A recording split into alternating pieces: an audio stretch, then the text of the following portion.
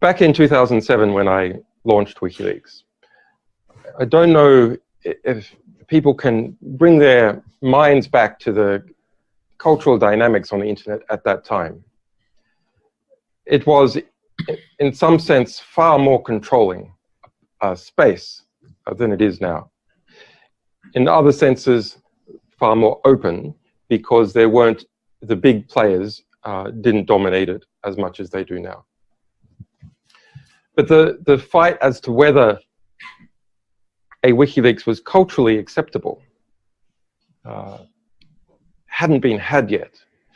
And through succeeding in that fight and defending the organization, we became, in a very unusual way, part of the status quo. Not of the status quo of establishments, obviously. Many establishments are opposed to us because we publish secrets, and all establishments are in some sense hypocritical and rely on keeping a different interior world to exterior presentation. But WikiLeaks became a culturally established, such that there would be a tremor sent through the broader internet culture, which is now the broader Western culture, if WikiLeaks were to disappear. And that's a very difficult role to be in.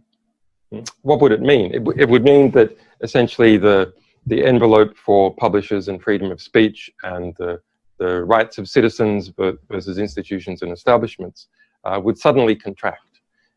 So I personally and WikiLeaks are partly in the business of keeping the envelope wide, being that avant-garde where we are constantly crashing up against icebergs, constantly, trying to smash through the ice, or at the very least maintain position, so that behind us there is a widened cultural space for liberty, broadly speaking.